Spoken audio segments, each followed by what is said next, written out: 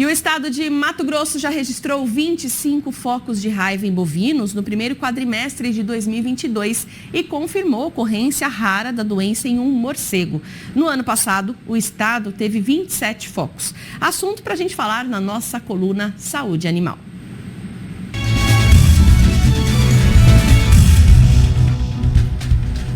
E já está a postos aqui o médico veterinário Marcos Rezende, colunista do nosso Agromanhã, que hoje fala sobre os cuidados do pecuarista para evitar a raiva em bovinos e vai falar também sobre os pequenos cuidados na vacinação dos animais que reduzem perdas e garante, claro, a proteção do rebanho, né, Marcos? Tem bastante assunto. Bom dia para você, seja bem-vindo. Bom dia, Lilian. Bom dia aos amigos do agronegócio. Vocês sentem sempre muito assunto dentro da pecuária, dentro do agronegócio, Lilian. E olha, nesses dois casos que você comentou aí, tanto na raiva quanto na vacinação contra as demais doenças, são os detalhes que fazem a diferença. Exatamente isso. Para a gente começar, Marcos, por qual motivo a raiva surge em regiões em que antes não era notificada? Como você está vendo hoje esse cenário? Lilian, o programa de monitoramento da raiva que acontece pelas secretarias do Estado, também pelo Ministério da Agricultura, ele é bastante sério, ele vem e acompanha os casos de raiva em animais silvestres e animais domésticos. Bom, o morcego transmissor da raiva, lembrando que tem centenas de espécies de morcego, e somente uma no Brasil transmite, que é o Desmodus rotundus. Esses morcegos só transmite quando ele estiver contaminado, viu? Ele também é vítima da raiva. Esses animais, eles migram eventualmente de regiões para outras, dependendo, inclusive, da questão climática. Chuvas, enchente, seca, desmatamento.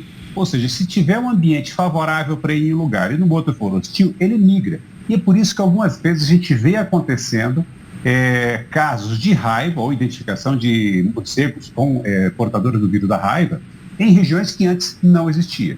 Então, é por isso que a gente sempre recomenda aqui, Lilian, vacine seus animais contra a raiva, mesmo que a sua região não seja endêmica. Por morcego não tem cerca, ele vai para tudo quanto é lugar.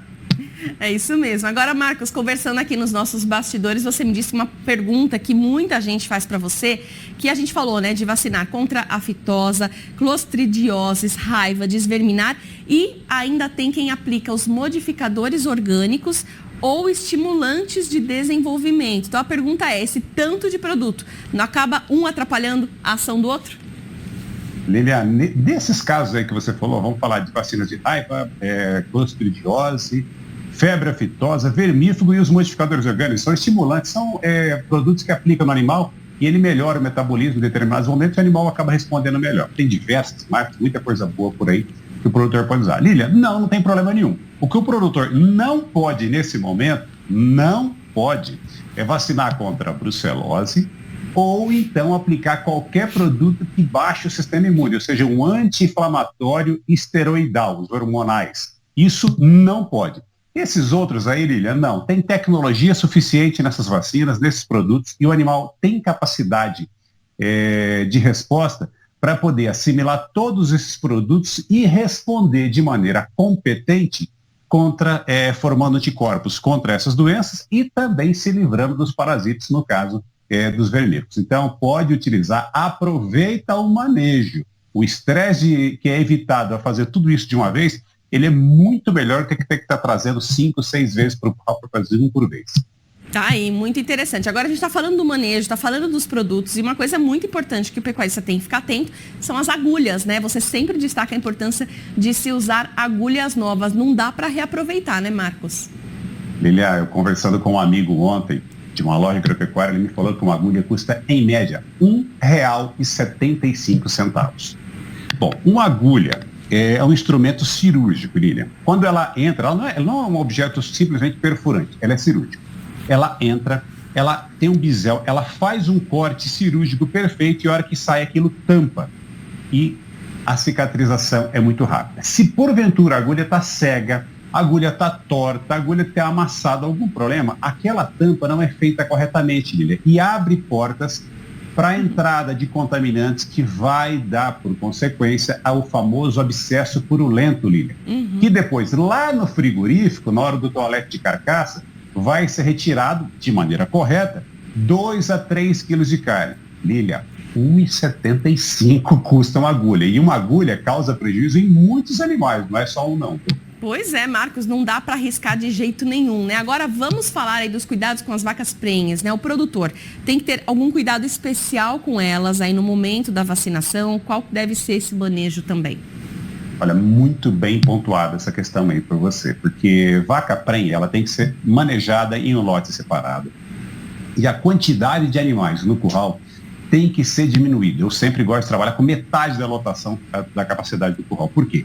Qualquer pancada na barriga, no ventre desse animal, qualquer estresse a mais, pode desencadear um processo de aborto ou reabsorção fetal, dependendo o período de gestação que essa vaca está. Então, vaca prenha tem que ser manejado com muito cuidado, com tranquilidade, respeitando o ritmo dos animais, sem correria e para evitar pancadas, porteiradas, estresse que a vaca acaba abortando. Querida, pode fazer todas essas vacinas que a gente comentou e devem ser feitas, inclusive, né, para poder favorecer o desenvolvimento dela e também do feto, mas com muito cuidado no manejo. Muito bem. Queria falar com você também, aproveitando aqui essa orientação completa, a conservação e o transporte das vacinas, né? A gente sabe que a vacina tem que ser transportada em caixa de isopor com gelo. A gente sempre mostra aqui umas imagens do Terra Viva falando desse transporte, mas queria saber de você, né? Por quanto tempo a vacina pode ficar nessas caixas também? Quanto de gelo que o produtor pecuarista pode colocar ali e pode usar? A temperatura ideal para conservação e transporte da vacina é na casa dos 8 graus. Isso significa uma quantidade de gelo, o tempo que ela vai ficar ali é o tempo que a caixa conseguir segurar por esses 8 graus, tá? Então, o que eu sempre recomendo para o produtor? Uma camada de gelo, uma camada de vacina, outra camada de gelo, não precisa ser uma camada grossa, sabe, Lívia?